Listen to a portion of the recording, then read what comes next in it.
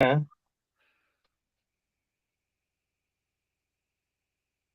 Good evening, everybody. Welcome to Football United TV. It's Friday night. You know what that means. It's Gunners from all corners. But now it's time for that famous intro.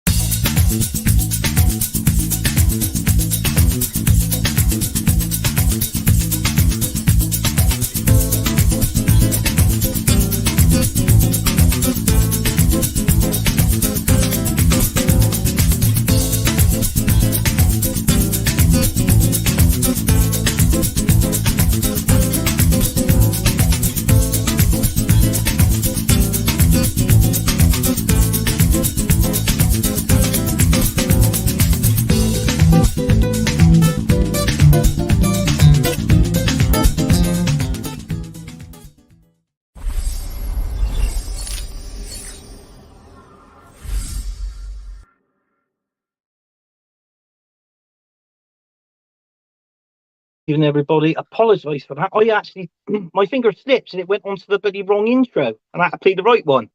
It happens, That's your mate. fault, It Luca. always has problems with me. It always has Yeah, problems sometimes. Yeah. that's because you're on the show, mate. You're on the show. But fair play. Thanks for coming on. No worries. Oh, that's right, mate.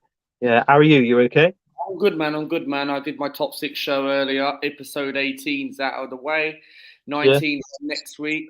Of course, I've got another stream tomorrow around 8 o'clock, catching up with about William Saliba and Sinchenko, and might even record my preview because, I'm good, man. I'm slowly getting back into the content. I haven't uploaded much this week, but I'm scheduling some more streams some point, and it's getting towards that end of the season now, and it's going to be very interesting the last couple of games.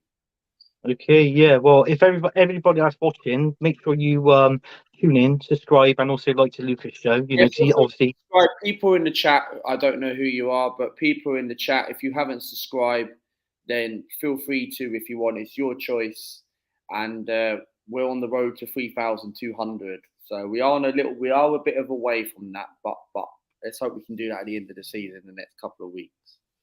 yeah. I was talking about people in this chat. Let's see who's in. Might as well, aren't we? Why not? Right. Well, we've got gathering in there. Hello, new subscriber here to support and fellow content creators. Smash the like button. Here's gathering. Cheers, mate. Thanks a lot. What do you think? He's big up, Luca. Friend of Big up. yours. Yeah, big up, big up. I think that's Fran Golazio. Yeah. Big up to you. And then gather and say hello, mate. Hello, mate. Hello, mate. And Thank you very much, Fran. Yeah, Fran's in. Well done, I went on her channel once. I went on her channel once when she first started her YouTube channel. I remember she DM'd me and asked if I wanted to come on the channel. I have to get her on my channel, man, and she's more than welcome to come on my channel anytime. No rush. Yeah. She says support Luca. Come on, you Gunners. Nice one, Fran. And also as well, I've seen her on the show. I've seen her on Jez's show as well. Obviously, good Arsenal fan. And also, do you know what I admire about her? Is her artwork. I think what she does is absolutely brilliant. Fantastic, man. Mate, I tell you what, right? Her artist is absolutely fantastic. And if she's in the chat, if she's not in the chat, right? Yeah. Then her artist is absolutely amazing. It's amazing. Like I see it on YouTube on her channel. Like the background of her channel, she has like all artists of the Arsenal players. It's amazing, isn't it? It is, yeah. I've seen it. I've seen the videos. I'm following her as well on Instagram, and I've seen her like little videos and and all the sketches and the drawings what she does. I think she does the is it the hoodies and the t-shirt as well? The prints. Yeah. She's sponsored. Yeah, I've seen all that. I do like the sack. I like the Saka one. I've seen the Saka one. Definitely. Bobby K's in. Big up, Bobby K. In the gathering with a little face, and also is Matt, the main man himself. He said Luca's channel is in the description below. So anybody that hasn't subscribed to Luca, make sure you do. All Arsenal base. He gets loads of different fans. Good content, good show, and yeah, just basically subscribe. Thank you very much. Yeah. Right, Luca. Yeah, let's talk about this game, man. I talked about it on my show earlier. Let's talk about it. Yeah, yeah. This game, Arsenal versus Newcastle, exciting game. This was a good game, a very exciting game. It was. Basically, what I want to do, I want to get your views on this game, and also, Jordan, you're saying this game. Yeah. I want, because there was an instant in this game where everybody thought that Newcastle may or should have had a penalty. Yeah. In my opinion, I don't think it was a penalty, but I'll let you have it. The floor is all yours, Luca. Thank you very much for asking me that. Look, for me, we'll talk about the penalty situation. I don't think it wasn't a penalty because you go back and have a look at Kivawa's position, his body position. It touched his leg. And Newcastle fans were thinking it was a penalty. They were all complaining about VAR. Look, we know what the history of VAR is like. But for me, right, I quite frankly look at thinking it wasn't a penalty. Like I went to go back and watched it a few number of occasions. It was not a penalty because you look at Kivawa's position, the ball touched the leg. Personally, I thought the ref was going to give the penalty. And I'm not saying just because I was negative. I thought that he was going to give it as a penalty and thinking if that was the penalty, because the way we started that game poor. And then we got into that game, we got away with it at times. Of course, we deserved to win. But I think individual players, I thought Odegaard was absolutely fantastic. I think Jorginho was my man in the match. I thought he was absolutely brilliant in that game. That's 2 games he's played well. And I think Jorginho gets a good contention to start on Sunday against Brighton. I know Thomas Partey, for me, is the ideal and could start in that game ahead of Brighton's midfield. Because you know what Brighton's midfield are capable of. Yes, they got smashed 5-1, but I want to talk about this game, Newcastle. I think we got away with it in the first 5-10 minutes. And I think what the problem was with Newcastle, where they didn't take their chances. Yes, because of the penalty situation, we got away with it. But they just couldn't bury their chances. They couldn't finish their dinner. And that is what cost Newcastle. And the good thing about that game is I think Aaron Ramsdale played a very good part of that game. That save, what he done with his hands, has to be save of the season. It can't, for me, people might say to me, oh yeah, it could be the save of the season, what he did for Mo Salah. At the time it was because we had West Ham, Southampton, and we didn't win those games. But I think that save what Aaron Ramsdale produced against Newcastle was save of the season. I've never ever seen any other keeper like that in the position what Ramsdale did has saved a great shot with his hands. Because if that was Tina Turner in goal or anyone like that, Matt Turner, he would not be saving that. No. So Ramsdale, for me, had a really, really good part to play against Newcastle. I think individuals, I thought Granit Xhaka had a good game. I think Jorginho was my man in the match. At the beginning of the game, I do think he kind of slowed the tempo down, but that's what a kind of player of Jorginho's experience is. He kind of slows, and he's one of those players who can calm the game down and spread up the play in the midfield. But I think Jorginho was absolutely fantastic. I think Jesus didn't have his greatest game. I think Saka was a bit quiet. But overall, I think Kivawa had a very good game.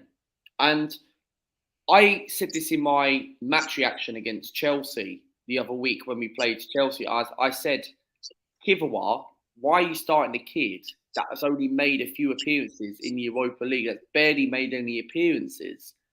But he's come in and proved it wrong. Jakub Kivawa has had a very good game.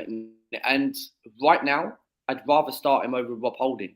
Holding is absolutely crap, in my opinion. The guy should nowhere near be that first team again, in my opinion. He's an Arsene Wenger signing. And I think we're going to need maybe to look into that position in the summer as a backup position, because the news, what I'm hearing now, is that Saliba's out and Zinchenko are out for the rest of the season. I don't know why, but our fan base feel like it's a good thing that Zinchenko's out for the rest of the season. Who knows? Tierney might get injured in the next 3 games. You don't know that. You don't know that. And then people are going to say, who are we going to play left back? Are we going to play Saka at wing back? Are we going to play Xhaka at wing back? Because remember when we played Granit Xhaka at left back under Unai Emery and previous managers, People were complaining about that. I was complaining about that. Yeah. And you take Granit Xhaka out of a position where he's not used to, doesn't perform well. So no, he doesn't. I think Tierney will be fine. I think we've been crying out for Kieran Tierney to start because Zinchenko, for me, look, I love Zinchenko. Don't get me wrong, right? But I think defensively, he's not good enough, in my opinion. I think Zinchenko, for me, is a midfielder. And I think Arteta's got to look into that position next in the summer and address it and the board, because we've got Champions League football now and we're going to need a big squad there where you go into the Champions League. And this is what's cost us this season. Squad depth. We bottled top 4. We've bottled the league already. But for me, it's a great win against Newcastle. But having people like Zinchenko, something like that, it was Zinchenko's fault against Southampton on the second goal by Walcott. Should have stopped Trent Alexander-Arnold, because that Liverpool game, we controlled that game for 40 minutes. And I do blame Arteta a little bit on that, because not just only Zinchenko made the mistake, and I think, yes, we were top of the league for 247 odd days, but I think it's those West Ham and Southampton game which cost us. And what annoys me about this manager is, and I'll keep saying it on my channel, right? Mikel Arteta, for me, does not know how to game manage matches. And that is what cost us the league title. That's what cost us. And we can all pray that we're all Everton fans on the weekend before we play our game at 4:30, which puts the pressure on them. Because recently, in the last few weeks, we've been doing our bit first. Now it's Man City's turn to do their bit. It's their game in hand. And I'm looking at it right now. That Man City-Everton game, I reckon City will have done it. I can't see Man City losing a single game. I don't think anyone cannot see it. No, I know exactly what you've been seeing, Luke. I've been seeing exactly the same on the stream. Well, me and you was on the stream the other night, weren't we? We was on Tony Claude's stream, and I have my views and my opinions on this one, especially our centre back. I thought he was absolutely brilliant, and I play him in front of Rob Holding as well. But for me, going back to that penalty incident, it wasn't a penalty because it was the way how he was stood and positioned. I know he had his arm out, but then just in time, he put his arm behind his back, and which the ball came off his leg. But the way I was looking at him, I'm thinking to myself, hang on, I know he's a young player, he's Polish, he's trying to get used to the English game. And I thought to myself, this guy's got potential. He's got a real good footballing brain, in my opinion. And I felt that the defending, the tackling he was doing, the tackles he was doing was well timed. Heading out the box of the area was absolutely brilliant, was second to none. And the passes he was making into midfield, and out on the wing as well, passing it out to Saka as well. I thought he was absolutely brilliant. But going back to Jorginho, what you said, it was like I was tipping him and Ramsdale for the man of the match. Ramsdale with that save, I knew the save you were on about was a brilliant save, like you said, save of the season. And the other one as well with Jorginho is how he can attack and he can get stuck in. But what he's good at doing, he's good at staying back as well and passing. His passing was non-stop. And also, what I've noticed about Jorginho as well, he doesn't get tired in the game. He sort of sits back and rests, and then he approaches the ball when he needs to. He's one of those players where he's got that experience, what he can bring to the team. Like, we all thought we were all chasing Calcedo in January, and I was jumping off my seat. Come on, is Edu actually going to cheer me up for a change? Is he going to shut my negativity off my face? But he quite clearly didn't. But I genuinely think, Jorginho has actually been a decent signing, and I think he's not good enough for long term, but he's good for short term, and he's good for squad depth, and he's a Champions League winner. He's won trophies. But I think with Jorginho, having him in the Champions League, I wouldn't have him. If you're coming up against like a big team, like a Bayern Munich, for instance, or Real Madrid, you cannot start Jorginho in a game like that, because No. Don't get me wrong. I'm not saying that. Look, Jorginho could perform out of the blue because he's come up against teams like that and produced performances. But I'm looking when you're in the Champions League, we're going to need at least 2 midfielders. And I think what Jorginho brings to the team, he brings that experience. He's one of those players who's calm on the ball. Let me have the ball. Let me do my. He's got that very good composure. He's very good. He knows what he's doing. And look, we're going to need a bigger squad in the Champions League. And people know that, whoever's watching this, whoever does Arsenal YouTube channels and that, we're going to need a bigger squad in the Champions League. And I think in the summer, the board have to address it. We've got to go again. Yeah. And what I want to see, right, and I'm going to get into this now, what I want to see is from the manager is that he's got to be backed. Stan Kroenke has backed Mikel Arteta since he's joined Arsenal Football Club 4 years ago, right? 400 million we have spent, but still haven't won a league title. But Arteta may have took us into a title challenge. That's fantastic because Edu said at the start of the season, top 4 in the Europa League was the aim. Fair enough, cool. But we overachieved and we got into a title race and took Man City to a league title right up to April, beginning of May. That's great. That's what we've been crying out for 20 years. But now he's got to do it again next season. And if you can't just have these one season wonders where, okay, what did we do in the Leicester season? We title challenged, we finished 10 points behind Leicester, and now Leicester could potentially be relegated soon. So we can't have that situation because next season, Newcastle are going to be strong. Liverpool is a team what I'm really worried about next season because they're getting linked with people like Calcedo, Declan Rice, McAllister. And if they get those type of players, they'll be back. And they're capable of doing what they're doing, Liverpool, because they've got the players who are just having a bad season. They just need to sort their midfield out and they'll be okay. And I don't think Chelsea won't be challenging, but I think they could push maybe top 4 next season, top 5. Yeah. And a lot of teams are going to do well. And I think what we need to do in the summer is get the issues, get the deals done. Like we're looking at Declan Rice. Pay the money. Don't just play second fiddle. This is why I'm toxic and negative with Edu. Okay? And I know our fan base want to trust Edu, right? Cool. Fair enough. And I know a lot of people think I'm negative and toxic and I should back the team. But I want what is best for my football club.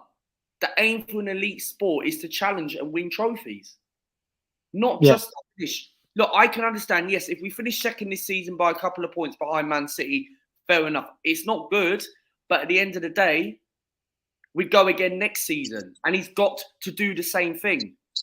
Because if Arteta just gets top 4 and doesn't win a trophy, he's got to go.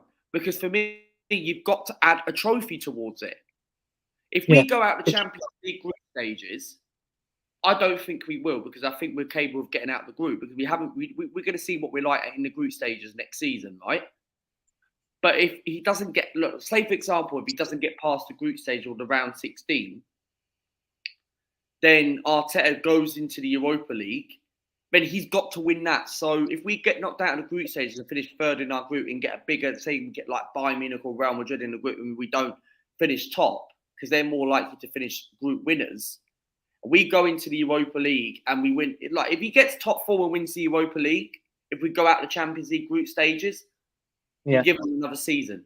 But if he just gets top 4 and doesn't win a trophy, then he has to go. It is a fail. Okay? It is because it's if you're just gonna get top 4 next season and not win a trophy, then you're basing it from this season, what Edu actually said at the start of the season, top 4 or a trophy is the aim. So you're aiming something next season, which should have been the aim from the start of the season. Start of the season, yeah. But in all fairness, Luca, what I'm saying is that because we're going on about Champions League because obviously we're playing Champions League football next season. We need new players in. We need to add new additions, top quality players. We need depth. But with this season, do you think we crashed out of the Europa League too early? Look, for me, right, going out of the Europa League quite early, I was very disappointed, Anthony, going out of the Europa League because going out of the Europa League, I would have loved to win it. Yeah. And I do think, look, I'm not blaming Mikel Arteta playing Saliba in that game because no one expected Saliba to go out of that, to get injured and have a bad back injury and be out for the rest of the season. But for me, I'm looking at it right now thinking, I'm disappointed that we've gone out of that competition because that was an opportunity. And this what really pisses me off about this manager, right? Is that he thinks it's bigger fish to fry, thinking, right, okay, let's sacrifice it. We were 8 points clear anyway, going out of that competition.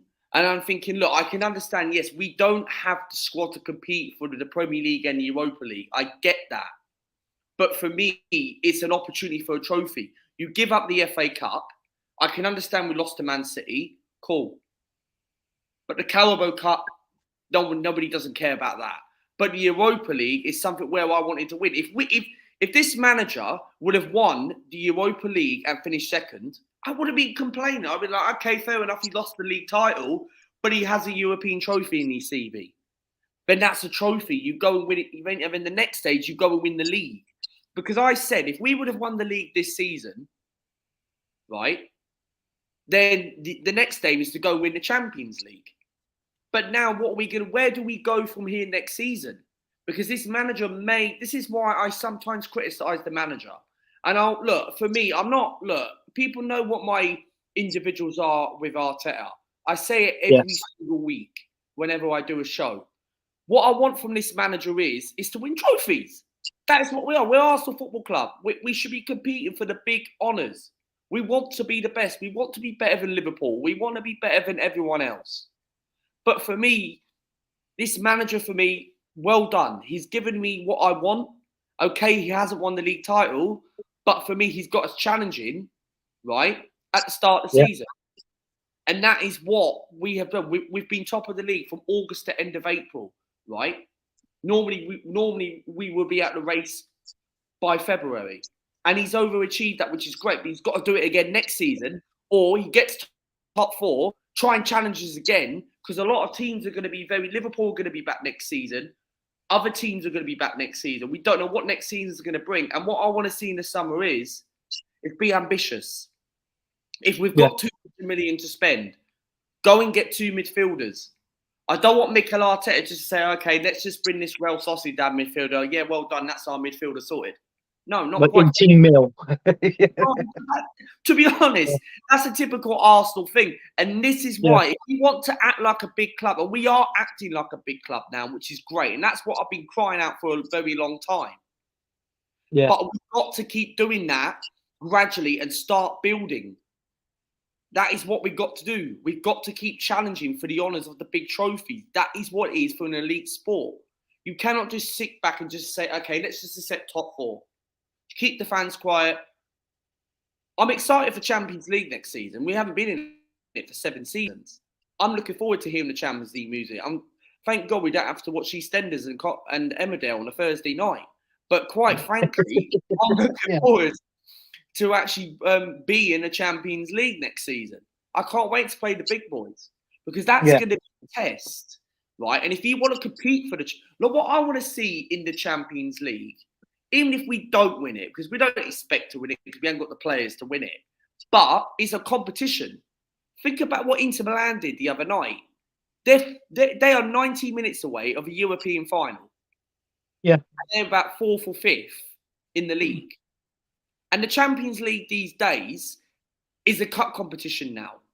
Years ago, it used to be teams who, look, it still is. Real Madrid seem to win it all the time because they're the best in the championship. You've got Inter Milan and AC Milan in the semi-final. AC Milan squad on paper is not a winner capable of winning the Champions League, but they got to the semi-final against their own rivals in the same ground.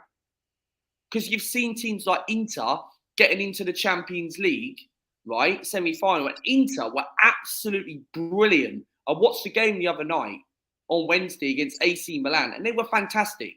They were brilliant, Inter. And they've got experienced players that have won European trophies. And that's the thing.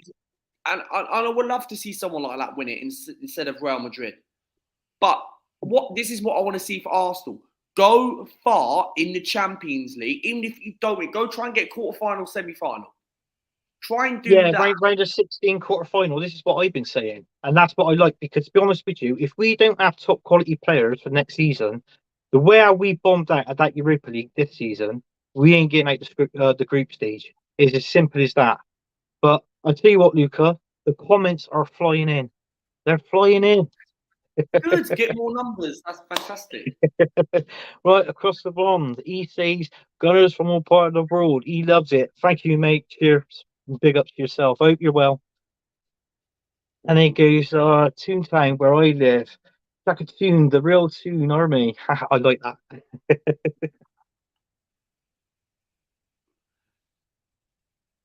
He says, Sigafrano was a goal, releasing Lens tonight, hockey NBA, and tomorrow morning, EPL, 3 p.m. kickoff, watch along. Join lads, sub it up. And then King Sat is in the chat. Big up, King. He goes, big up, Arsenal can still do this. Come on, Everton, beat City. Arsenal's done Dyche a favour. Now help the Gooners out. Yes. Last night, Bobby K staying alive. That was across the pond.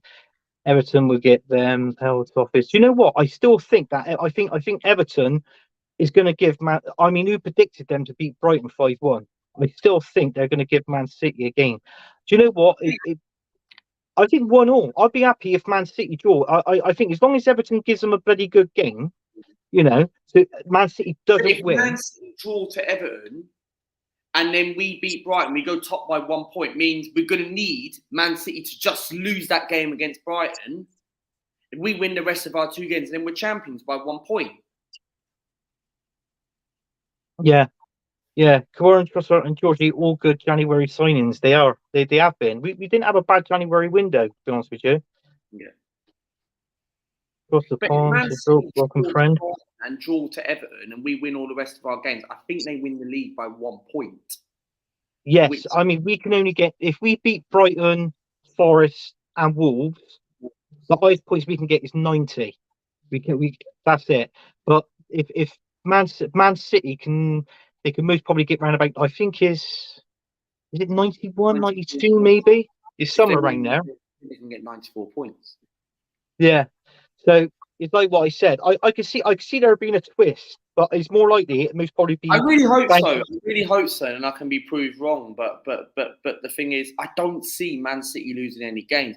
The only game I can see them maybe dropping points is the Brighton game, because Brentford ain't got nothing to play for. No, Brentford haven't got nothing to play for. No, I'm not being funny with Brentford. Brentford were in a position of maybe chasing Conference League. Yeah. And to have them potentially getting Conference League in their second season would have been a fantastic achievement for Brentford, because they'll take that. It's Conference League football. Then again, Luca, back in November, didn't Brentford beat Man City 2-1? Ivan Toney scored 2 goals. Beat Man City 2-1 at the Etihad. And Man City have only lost 1 game. And Man City still got to play Chelsea. Yeah, well, let's hope that Chelsea team turns up, because if they played like what they did against us, nah. No. So he's saying Trossard would love to play in the Champions League. He most probably would. I think he'd only play in certain games though. Trossard. I don't think he'd be playing against the top teams, the really top teams, if depending how far we go in through the stages of the Champions League. Matt says, smash like and share and subscribe if you can, please. All thanks and viewing. Yeah, make sure you do, people. And if you haven't subscribed, please subscribe. 100%. You know, Garen, personally think Jorginho will have a role to play next season as well. I think he would. Champions League, he's the key there back, because I think there's talks now at the end of the season that Granit Xhaka might be leaving. Have you heard that? I don't know where he's on about going to. I don't know if he's going to Italy or wherever to play, but I have read that he could be leaving. What I heard was with Granit Xhaka is that Arteta might not have him in his plans. To me, I'd keep Granit Xhaka. Yeah. But saying that, would you keep Xhaka in a season what he's had this season? Or do people be like, okay, thank you very much, Granit, for the 7-8 years you've been at the club.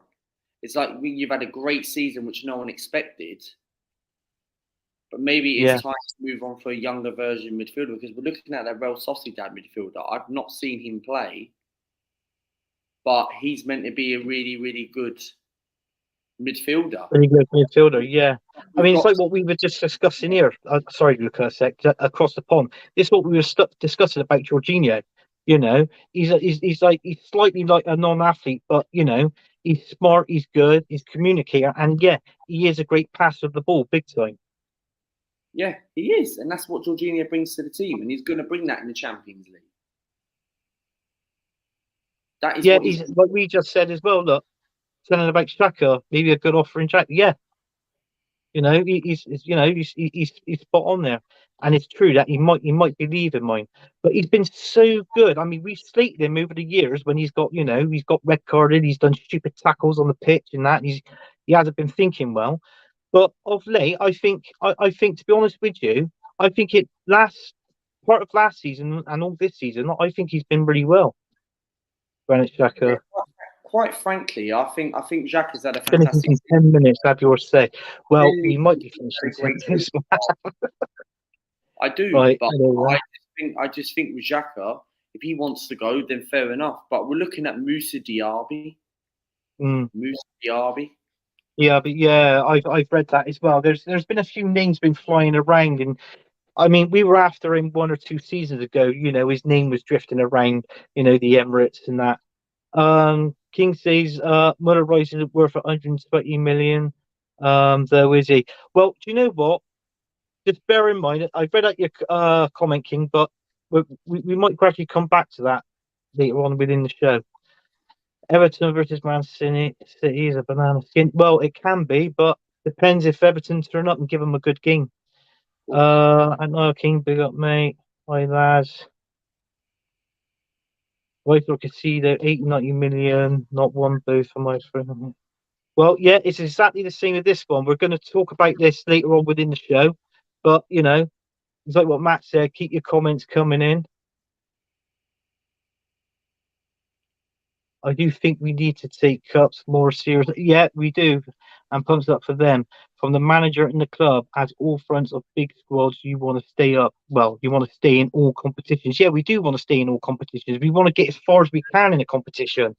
You know, Yeah. we're not saying we're going to definitely go in there and win the Champions League. But what me and Luca are saying is we're in the Champions League next season. Let's have a bit of a decent run in it. That's what I we're know, saying. got to. Yeah. Because you've got to be in that I don't. Champions League, and I want us to have a decent run. Balogun got, yeah, that's right. Balogun got one penalty kick today, and he just drew for another. Eventually got a yellow. Pay attention, our assist, lads. Yeah, Balogun. Do you know what? That's another thing I like to talk about is Balogun, because if he comes back, he's only on loan.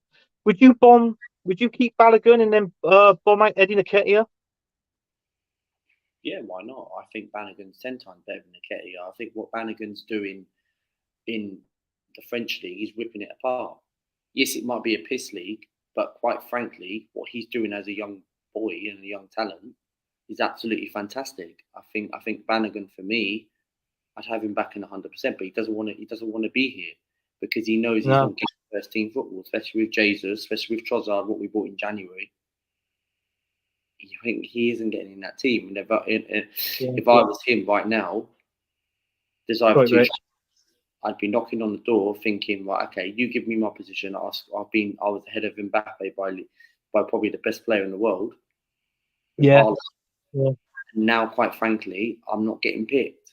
So he's Yeah. like, hey, Mikel, I want to go and get my first team football. And I don't blame Bannigan. And good luck to him for the future. Because I like Bannigan. Yeah. Yeah. What does he say here across the pond? He's just in a brilliant quarterback, and Anthony Herbert, and now Richard. Well, Richard is my brother, my younger brother. But yeah, I think I know the guy you're on about. American footballer. The team he plays for. I can't remember, but if you're still in the chat across the pond, put the team in, because I think I know I can't think of the team he plays for, but I know the guy that who he's on about. He's a blonde hair guy, if I'm not mistaken. Yes. Man City going to sink under comparative set-trick? Yes. All toffees and news in Brighton when clean to get up there. Yeah.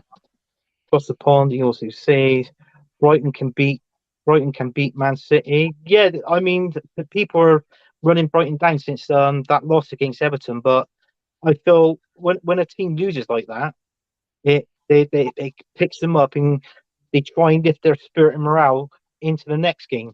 And then you forget about that. You always talk about Yeah, that you Everton do. game, and then after it can happen. I reckon he might do it. Sprint to hope at least no, nothing happens yet. And what's this one now? What's this one? Rice was shining our last week, whether it's 6 or 8, and show we can do better without Saka. But now be spending 100 million plus for him. But Defo Rice will excel better with us. He most probably would, but it's like I said, with all comments now about Declan Rice is just wait until it comes up in the show. There's a Riverton here tonight. Yeah, I know.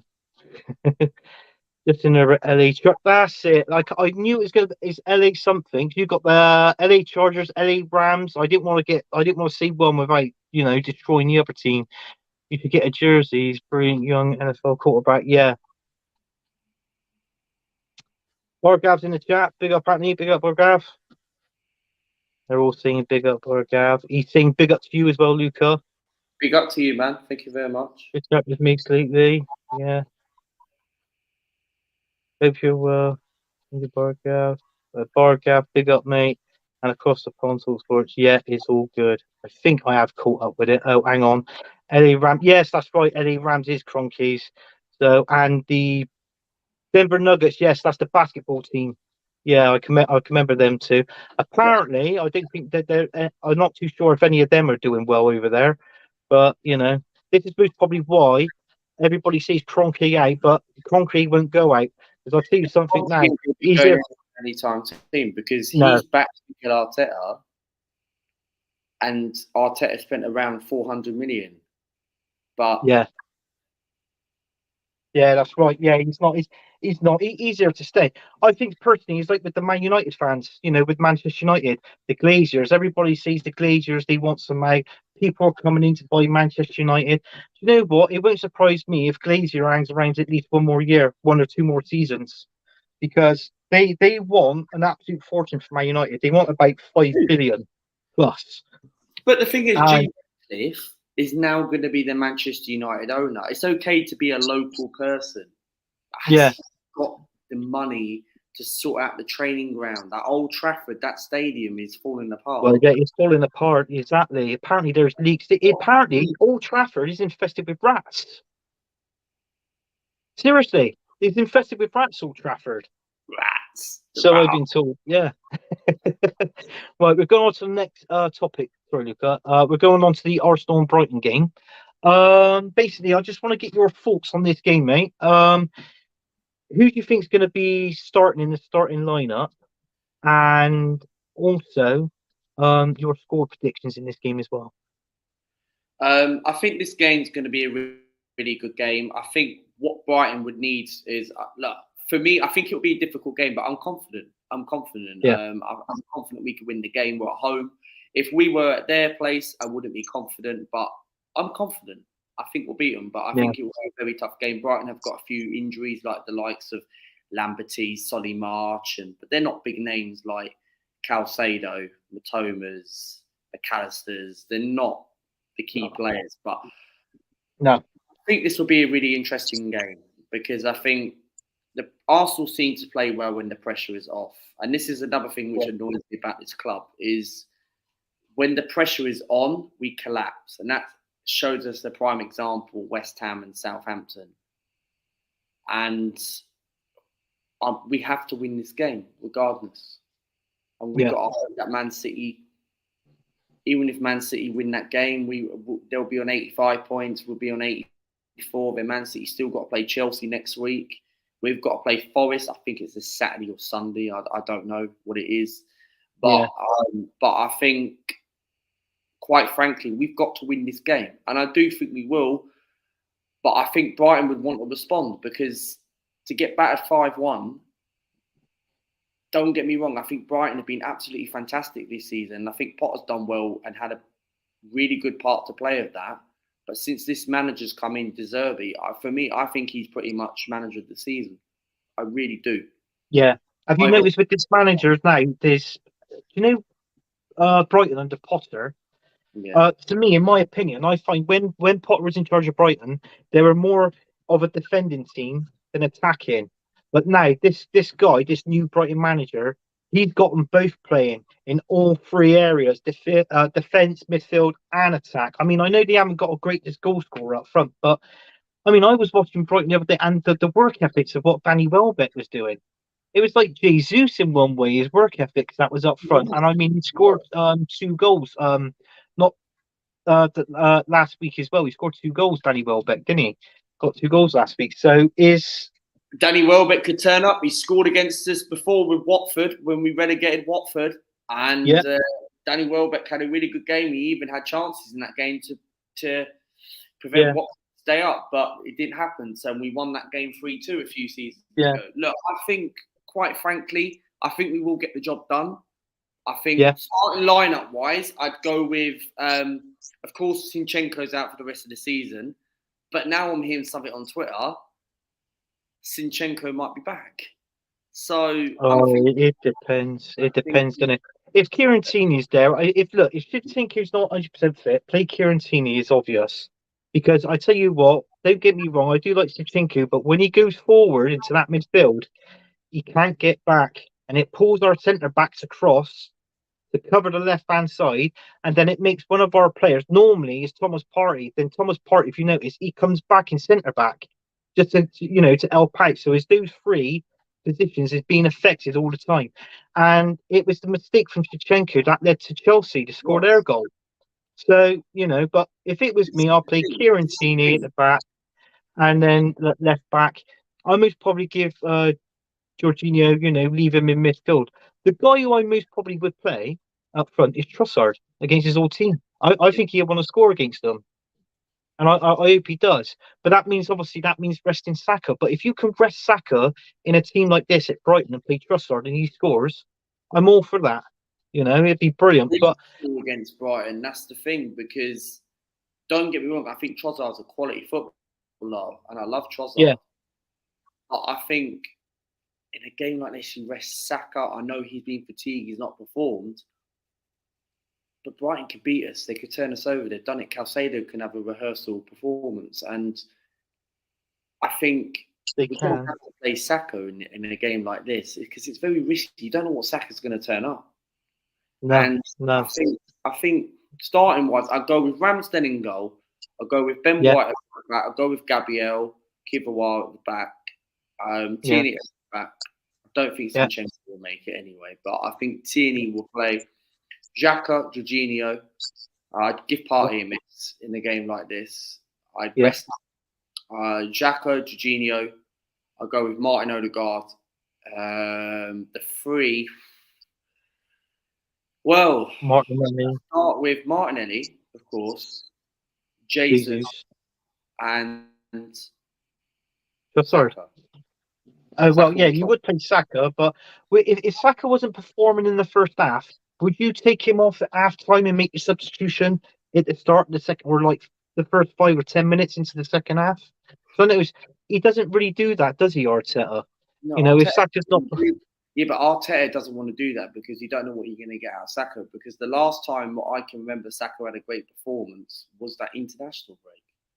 Ever since then, he's not come back. But then again, look at that Liverpool game, Luca. To me, I thought Saka was poor. And then when we won that penalty, a guy that's playing poor, why would you offer him to take the penalty? He hasn't played well in the game. Don't give him the penalty. Jesus was there. He was banging the ball on the ground, thinking, right, I'm taking this. I got this. And then suddenly, he's giving the ball to Saka. So I won't give it to Saka. If Jesus would have scored that penalty, we would have won that game. Jesus should be our penalty taker. I don't trust Saka taking penalties. No. He might score the odd, but Arteta come out and said that after that West Ham game before Southampton, he said, Saka is my penalty taker. We'll go and prove it. But for me, he's missed twice in his career. He missed in the important game of the nation in 2021 during the Euros, in the final against Italy, when Italy were good at the time. And then he misses in a game like this against West Ham, and we made West Ham grow their confidence back. West Ham are actually not been on bad form recently. So no, No, they haven't. No. Going to a Conference League final. Yeah. So, what's your score prediction in this game? I'm gonna say 3-1 Arsenal. 3-1, you reckon? Wow. Yes, I'm gonna go 3-1 Arsenal. I'm going to go 2-1 Arsenal. I think this will be a really tough game. I don't think this will be an easy game, but I do think we will get the job done.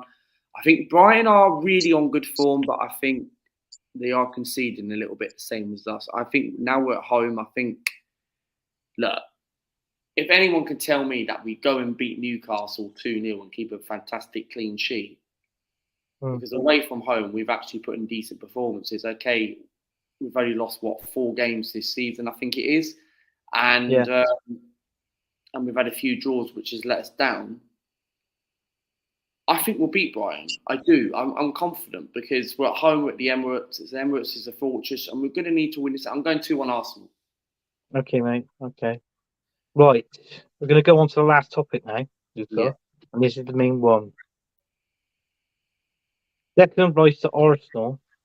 Could it be worth it? What's your views on this? If we get Declan Rice, or do you think we can get Declan Rice? Why not? Why not? Because for me, there's no excuses in this summer. I don't want this fan base to come out in it and say, "Oh, Luca, you're negative and all that. Oh, the fans are so negative. Give Edu support. Blah blah blah. He's done some great things." So what if Edu's done some great things? This summer, he has to go and get it. Look at Chelsea. Okay, Chelsea have spent 600 million in 2 transfer windows, right? Yeah. Yes, we're not that football club, but at least they actually got out and actually went for the money and took the risk. Because we were going to pay for Mikhail Mudryk. And I said to people, this kid ain't good enough. You watch this kid will flop. And he has flopped in the Premier League. Despite I've not seen him play, right? He might have done better at Arsenal because of the players, what we've got around our team. We've got a better squad than Chelsea. But quite frankly, I'm looking at it right now thinking, no, you go and get Declan Rice. If West Ham want 100 million, throw in a Eddie Nketiah or a Sammy Lokonga, because this is what people don't realise about Edu, right?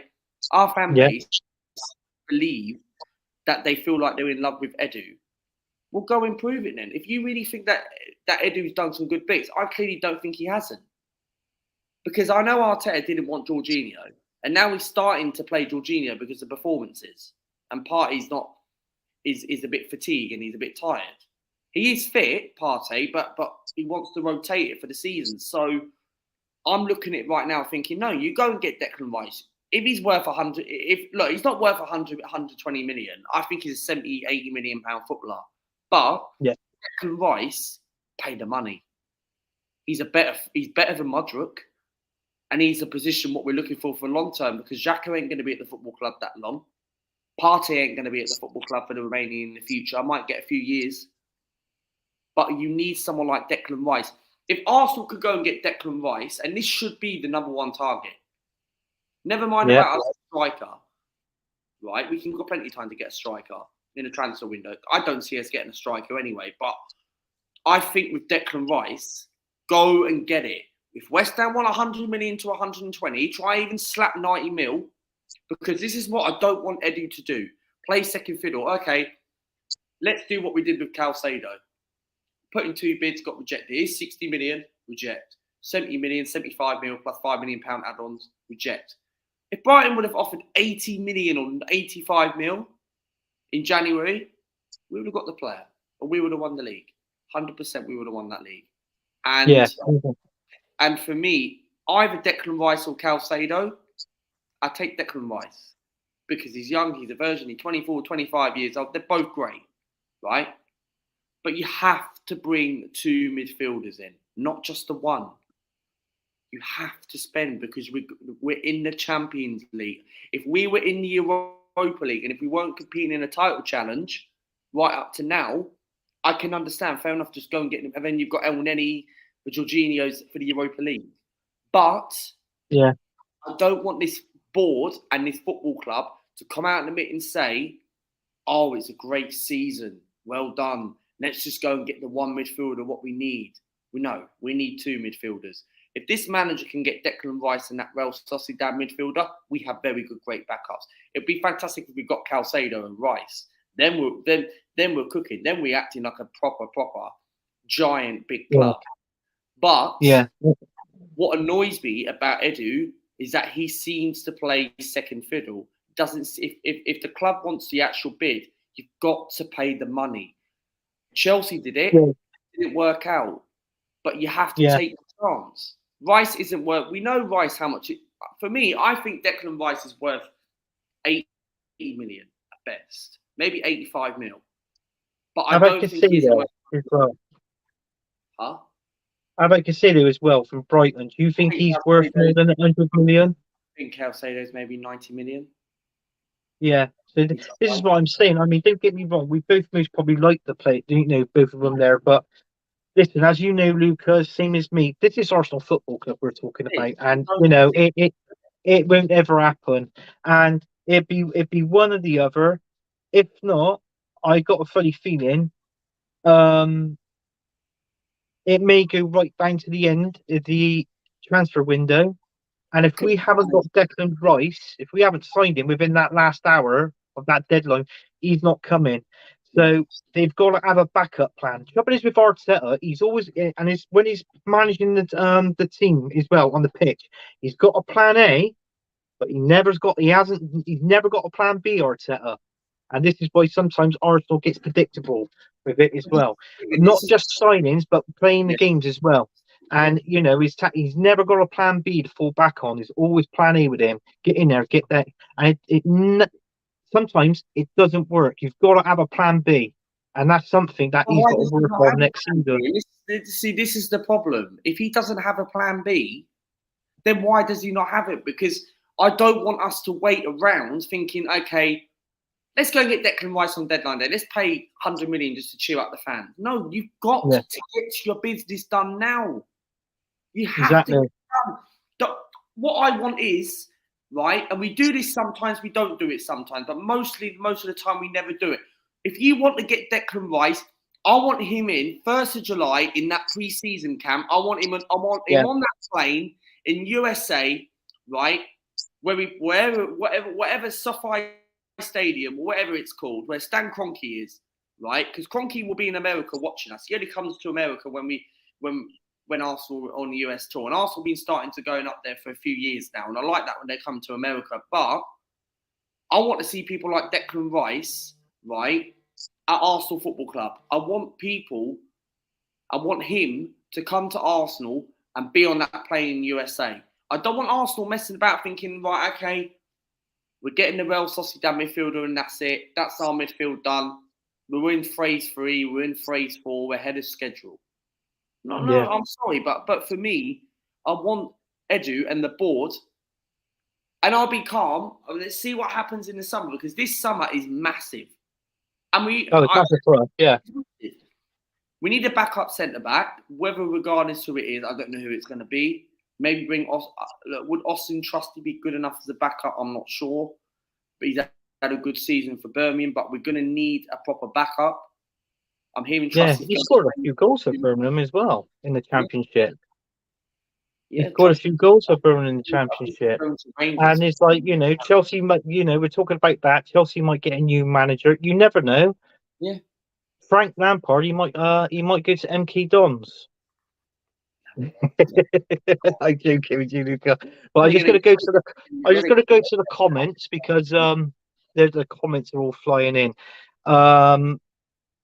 What we said about the Man United owner, Matt, saying he's gonna do that for another stream. Maybe. But there's a lot of people talking about the NFL and all this and that. But it's brilliant that you're talking amongst yourself, and have a chat in the speak amongst yourself in the comments and in the chat. That's great. That's fine. That's what we're all here for. But it's obviously it's an Arsenal stream, so we're gonna have to pick out the so across the pond, 2-1. I've been saying this, and I guess Armory TV. So we'll stay with Odegaard sets record with goals in Jesus or time for Brighton. Well, yeah. So that is obviously he's on about the goal scorer for Brighton if he do score. Ferguson's nice, big young Irish striker lad. Who's this? Right, they're on about You see this different wow, yeah. I mean, this is what we're talking about. Either Casado or. But this is the one. This is the guy that I would like. If we don't get Declan Rice, this is the one I like. McAllister from Brighton, the Argentina World Cup winner. He's primarily proven.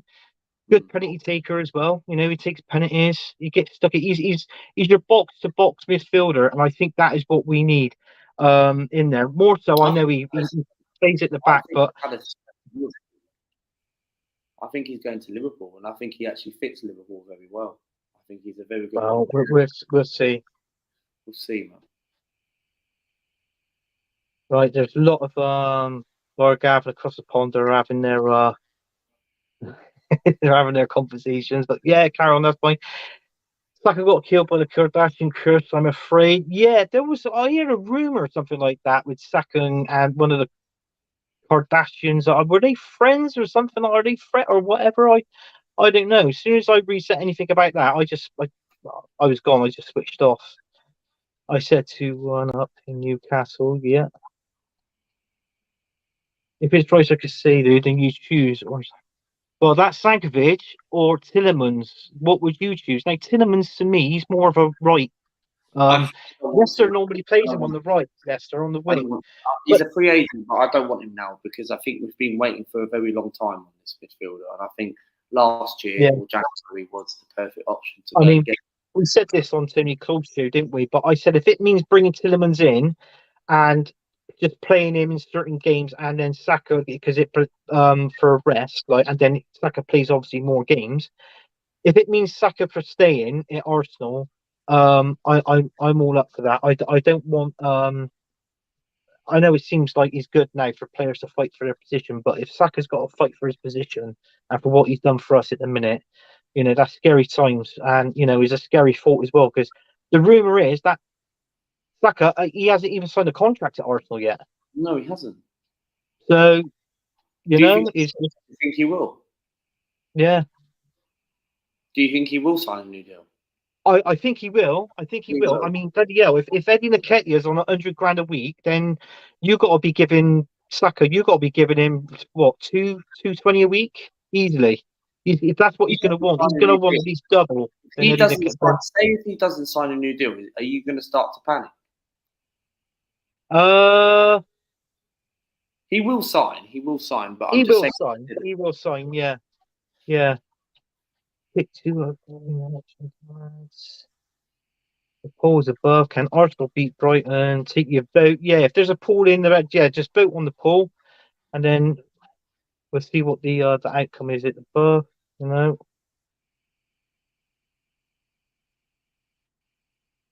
He's on about. He's put the same message 3 times. It's like new shorties, Yaman and Sal gone to sleep. Yeah, they're having a conversation with themselves as well. Look, you can see it. So Tommy maybe already forgot about that. Yeah. Lampard is. Hang on. Lampard is at MK Don's level. Yeah, I think. Do you know what? I think he is, Luca. I'm sorry to say this, but I think he is. I think he is a League One manager, Frank Lampard. He's not Premier League proven to me, and he didn't do a bad job at Derby. I think he's like a League One Championship manager, Frank Lampard. Nowhere near Premier League. I think, quite frankly, in America. Lampard's League One level. If Don's got Lampard, be exciting. But sounds like Liverpool maybe. Maybe get McAllister, but yeah, like him a lot. Yeah, I do as well. Cross pond. I think he's great. If we can't get Declan Rice, that's the next one that I want. He's Premier League proven to me. Yeah, choose two. Yeah, and last but not least. Saka's Silva contracts are done. Methinks Martinelli and Ramsdale done and just needs to look at Odegaard longer now. Yeah, we do. We need to offer Odegaard maybe a longer contract. I mean, what's Odegaard now? What is he, Odegaard? About 24? 24.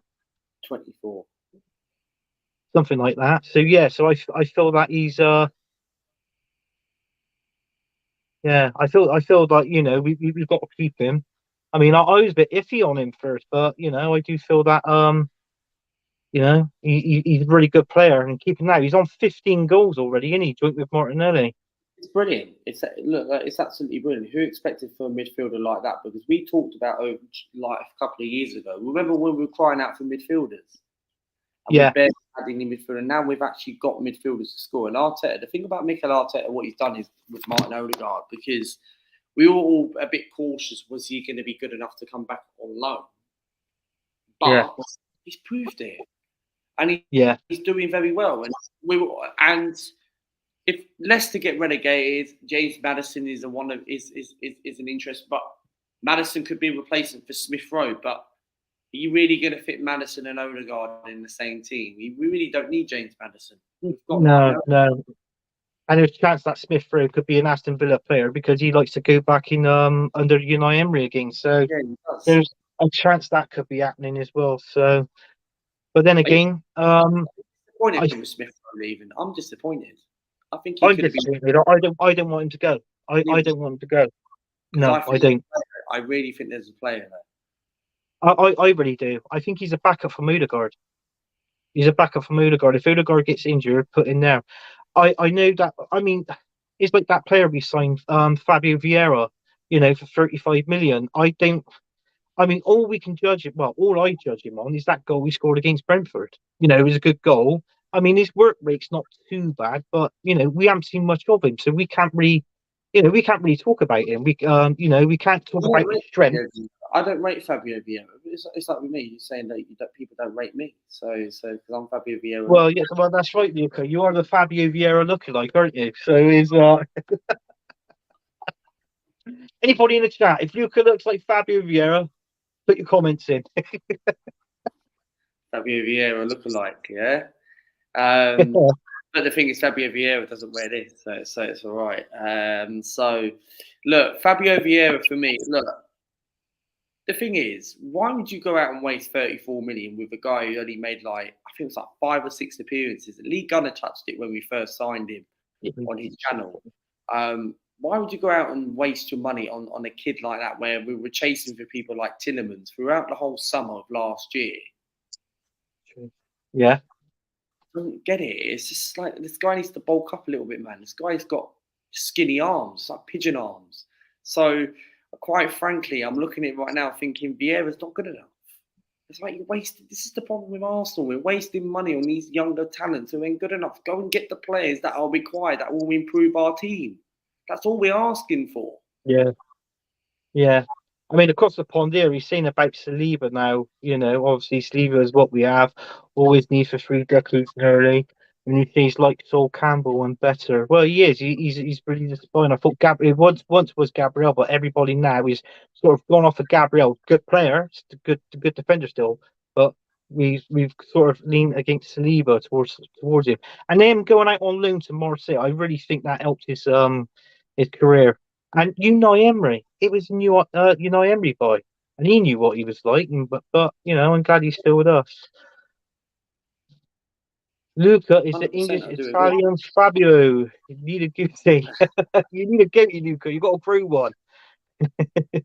Skinny arms from Luca. Laugh out loud. Look at your sleeves. You got to look at Lee Gunner too much with a toothpick arms. Laugh out loud. 100%. And Doug. Big up, Doug. Doug's in the house saying, I am seeing Luca. Big up, Doug.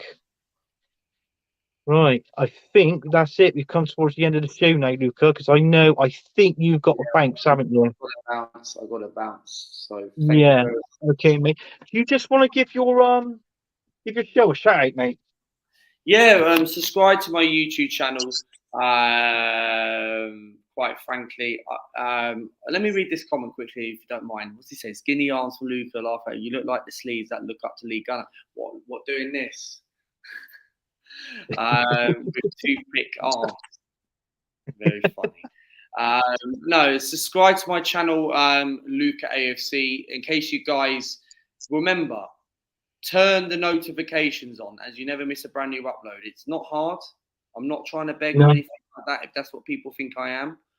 Just subscribe to the channel, Luca AFC. You don't have to watch the channel if you don't want to. Just give it a subscribe. Much appreciate it. It would help the channel.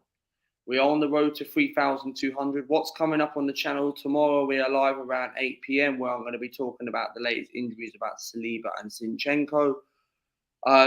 Might put out a Brighton preview tomorrow, and then Sunday got the match reaction, and then next week top 6 show and my Nottingham Forest preview. So content is coming out now and then. So just subscribe to the channel. It can be done. So Luke at AFC, man, thank you very much for having me on. No, that's thanks. Well, thank you for coming on, Luca. You know, it's been a great show. You know, it's a bit, well, actually, it's been good talking to you again, because I know it's been 2 days we talked to each other, but, you know, it's nice to have you on the show. And hopefully you come on the show more and give your opinions as well. You know, it's what this show's all about. Is, you know, give your opinions across, and they're always listened to. You know, Yeah, so, you know, try and keep it friendly as we can, but we do like to laugh, and, you know, that's what makes it stream, isn't it? Does, man. So, of course. So anyway, yeah, but yeah, thanks for coming on, Luca. Thanks for everybody in the chat. Thanks for liking. Thanks for the comments. I hope you're subscribed. Enjoy the rest of your Friday and have a good weekend. And also, come on, you Arsenal. Come on, Arsenal. Try not to let me down.